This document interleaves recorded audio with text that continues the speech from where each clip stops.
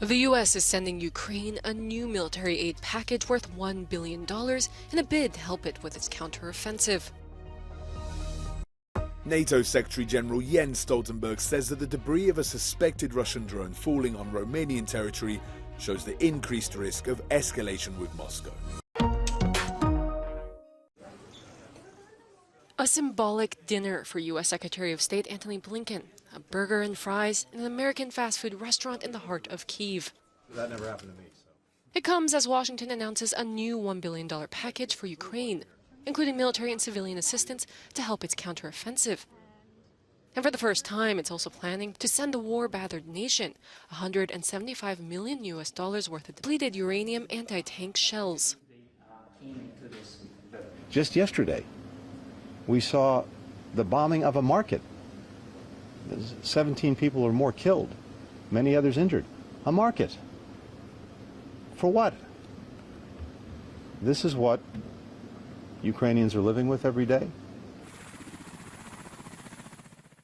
This as Russia has launched a fourth day of airstrikes on the Ukrainian port city of Ismail, damaging infrastructure including grain silos and injuring one person.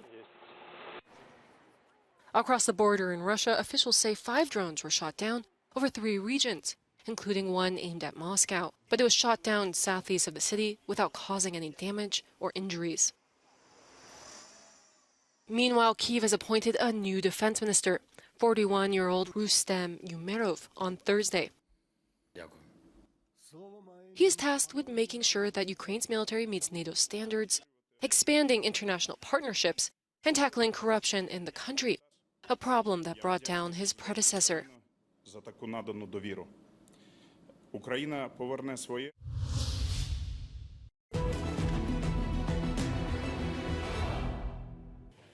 The situation along the eastern front line remains difficult, and the main task for Ukraine's troops is to ensure reliable defense and prevent the loss of strongholds, the commander of Ukraine's ground forces said. Alexander Syrsky added, quote, "The enemy does not abandon his plans to reach the borders regions." With most of the attention being at the southern front and western Zaporizhia region over the past few days, let's take a close look at the east of Ukraine.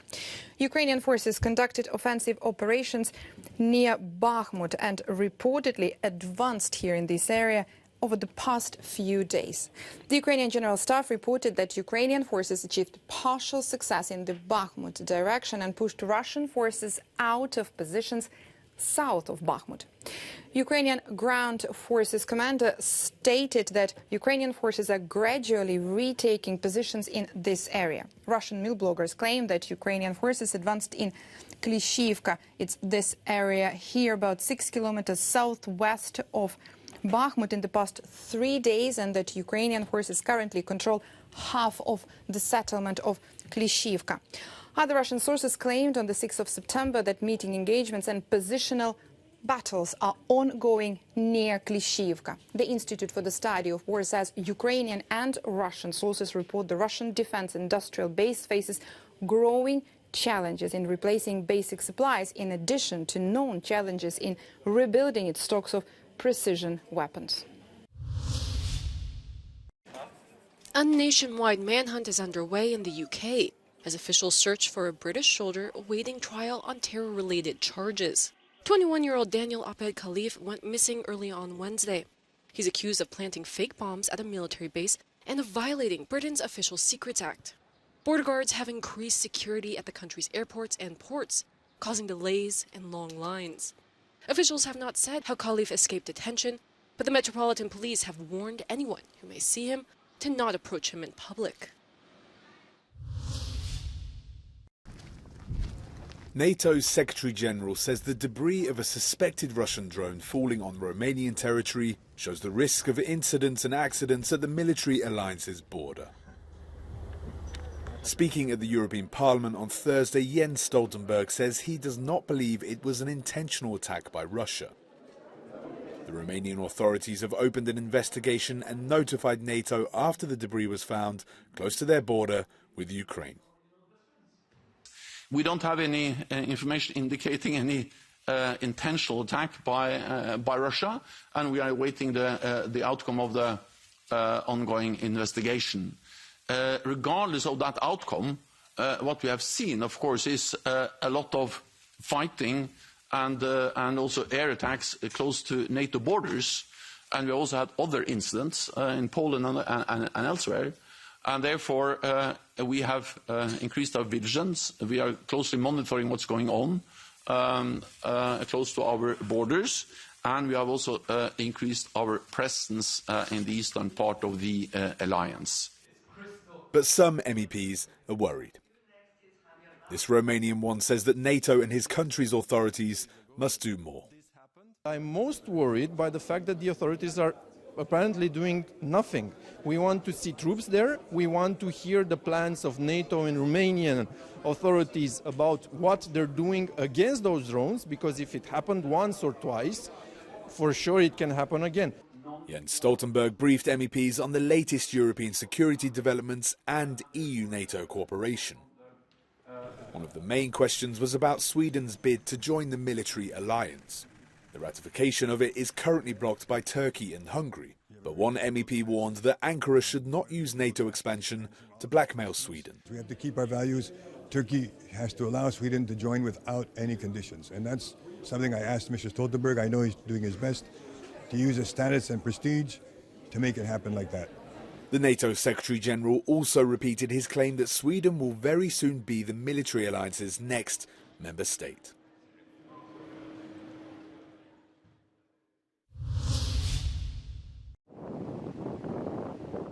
At least 4 people have died and several are missing after Storm Daniel tore through central Greece. Several rescue operations are underway in the municipality of Palamas in Karditsa, where regions have been swallowed up by floods. Some residents were forced to seek refuge on the roofs of their houses. An operations center is being set up in Larissa. These heavy rains come at the end of a summer marked by many furious wildfires across the country. The latest forecasts point to a gradual easing of the extreme weather. Given the ongoing situation, Prime Minister Kyriakos Mitsotakis is set to announce the government's plan for the next 4 years later on Thursday.